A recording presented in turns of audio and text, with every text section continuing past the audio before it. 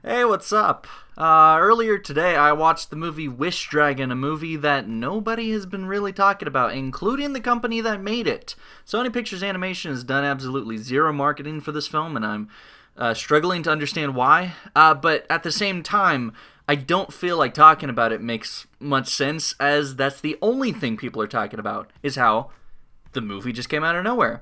I only heard about this movie about a month ago, and I think that that's pretty weird. Maybe it has something to do with how this film's concept is a bit like Aladdin. And to get into my thoughts of the film, that's what a lot of people are going to have a problem with. I find that whenever the concept of the Wish Dragon comes up, whenever the character is introduced, I'm sure most people who see the movie are going to immediately be thinking, well, what does this film do to differentiate itself from Aladdin? Because,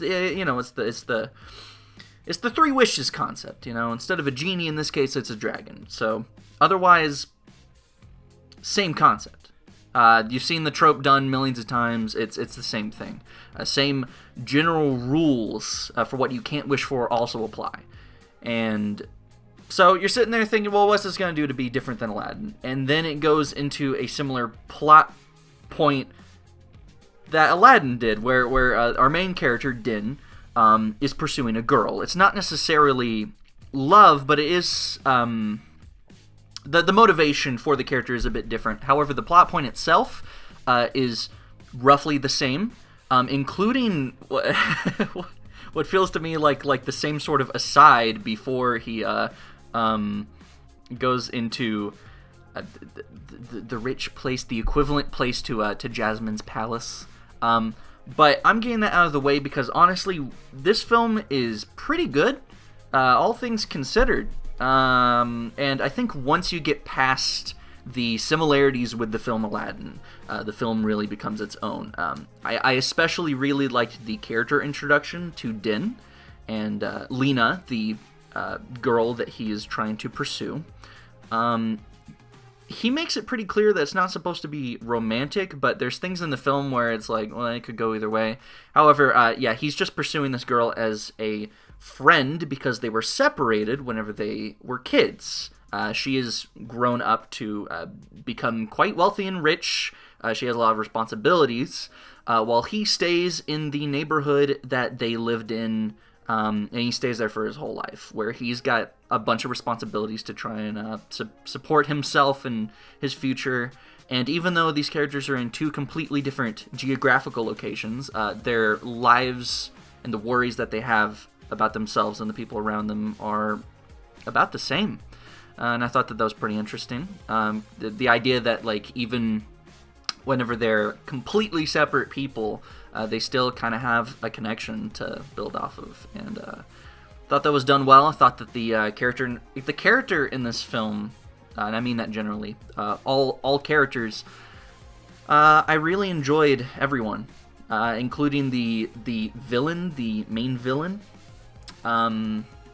who only attacks with his feet. Okay, I should rephrase that. He only attacks with his legs, with kicks.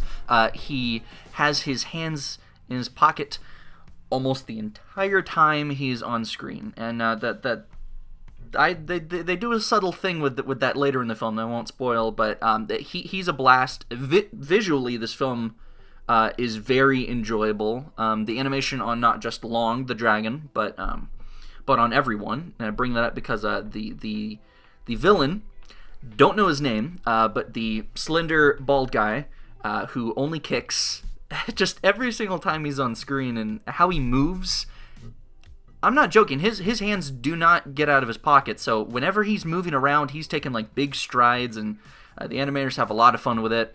Quick interruption. I forgot to mention that there is what I can only assume to be a twist that's to do with who the villain is working for, and I say supposed to because it's a really bad twist, and it's obvious the first time they mention it. I just felt like it was done very poorly, because I could figure out within milliseconds who they're working for and why. So I thought that was done pretty poorly.